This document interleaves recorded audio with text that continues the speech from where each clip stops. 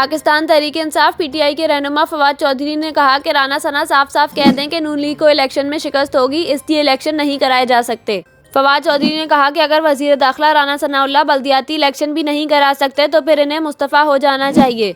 इनका कहना था कि आज इलेक्शन नहीं हुए तो पीटीआई तौहीन अदालत की कार्रवाई की तरफ जाएगी।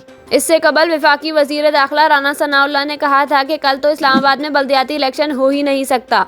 राना सनाउल्लाह ने कहा था कि सिक्योरिटी थ्रेट भी है, इंतजामात भी करने हैं, बल्दियाती इलेक्शन में 4 से 5 माह लगेंगे।